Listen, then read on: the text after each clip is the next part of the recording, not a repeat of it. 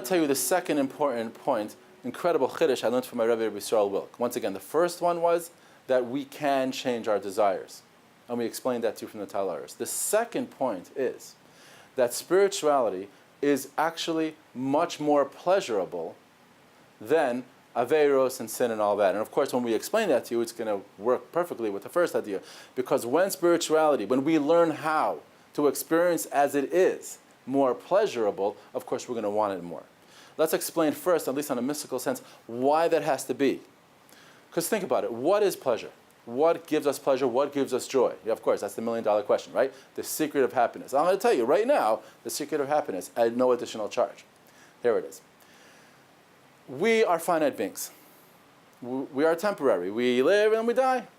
It doesn't feel that way, but we do. The greatest source of our pain is our inability to break loose. We're stuck, we're trapped inside of our finite selves. And we have this soul that is thirsting to break out of that, to connect to our infinite source, which is really where our neshama comes from.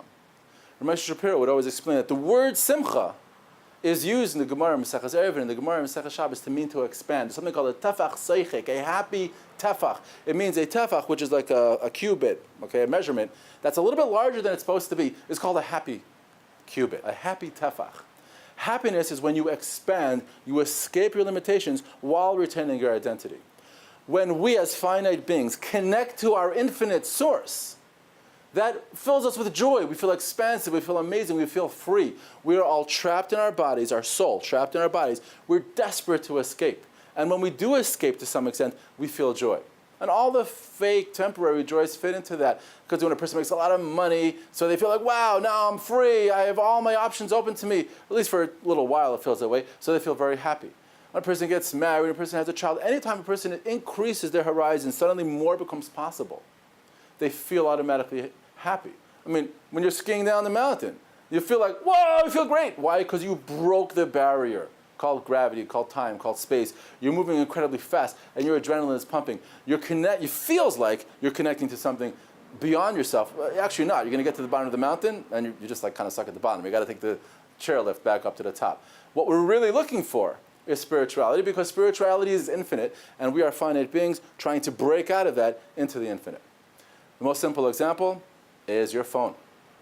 You know that feeling when your phone, iPhone, or other kind of phone is down to 2%. And you're like, oh no.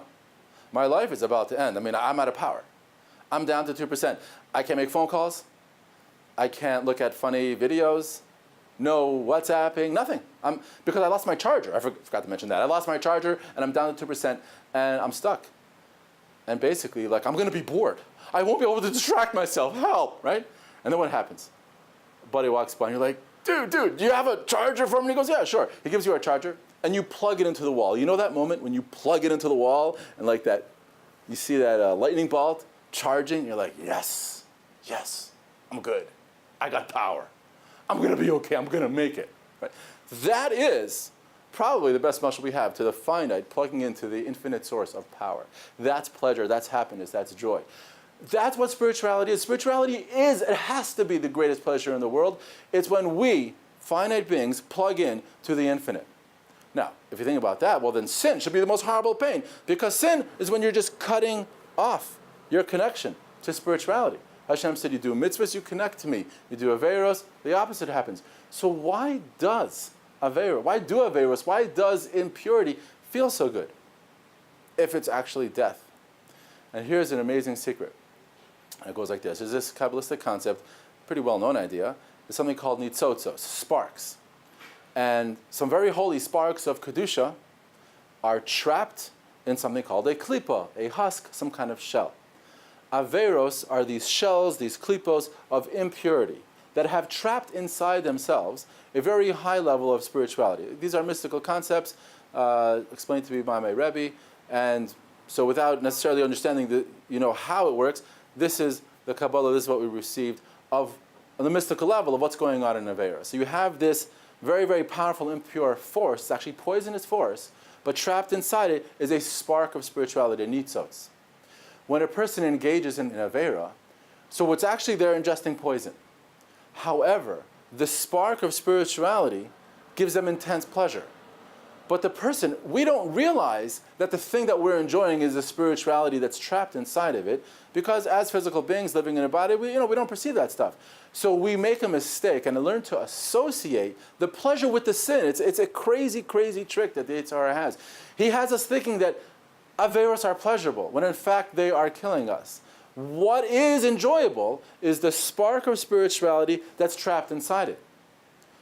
What we need to learn how to do, and that's what we want to talk about once again in the next video, is how to reassociate, realign the pleasure where it belongs. The pleasure that we're getting from a sin is really the spirituality. We need to get that pleasure from sparks that are not trapped in tumah, trapped in impurity. We need to get that from mitzvahs, which are sparks that are connected to the infinite source, which is getting that life-giving force in a healthy way, as opposed to the association we already have inside of us, that it's the sin that's giving us pleasure. I'm going to end off with one just very visceral example that just happened to me where I learned this. A few weeks ago, I took my kids on a trip. I was Bein Hazmanim, and we went to the Brechat HaMeshushim, right, the hexagon pools. Beautiful, fresh mountain water. It was a long hike, hot, sweaty. Jump into this fresh, amazing, beautiful pool of water. And I brought my goggles. I could go swimming. I spent hours having a great time swimming around. What I didn't know at the time is what the whole country was going crazy about afterwards, that the waters of the Zavatan River and that whole system was contaminated. The Hebrew word for the disease that it causes is achberet. I forgot the English word. It's very, very long and complicated, hard to say, whatever.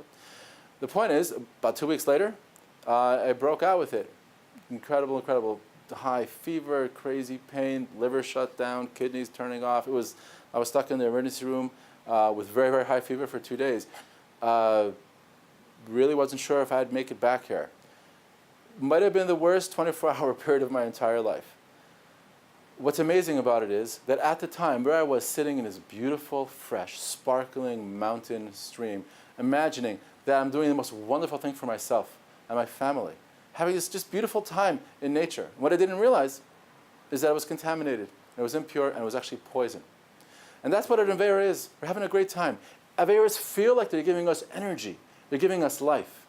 But that's only the spiritual spark that's trapped in it. It's actually poison, it's actually killing us. And what I want to be talking about in the next clip is, okay, so how do we start doing this? But before we talk about that, I want to just point out what the Yetzer Hara has done to us. He has us completely hoodwinked, completely fooled about religion. Lots of people walk around thinking that Hashem wants you to suffer in this world. He wants you to, just wait. Say no to yourself. Have a bad time, suffer a lot. Why? So that in the future, next world, some other interesting place, it's going to be great. You're going to have milk and honey. Yay. You're going to be on a cloud with a halo. Yay. You're going to be so spiritual, something we don't relate to.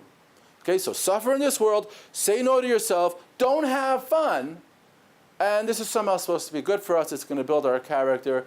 Basically, religion feels like we described it in the beginning, like reining in a wild, crazy bronco horse, and it's a just exhausting battle uphill. It's not true. It's Lashon Hara about Hashem. It's a terrible thing. It's a fabrication by the Yetzer Hara. The truth of the matter is Hashem loves us, and He wants us to have a fantastic time in this world and in the next world. And what He's hoping we're going to learn how to do is how to enjoy the pleasure of spirituality. So send your email to thetorahcenter@gmail.com. Join our Chabura, our spiritual Tshuva Chabura. We are putting these principles into actual practice, learning how to train ourselves to associate pleasure with spirituality and pain with sin, so that we actually want to do mitzvahs more than sin. Come and join us.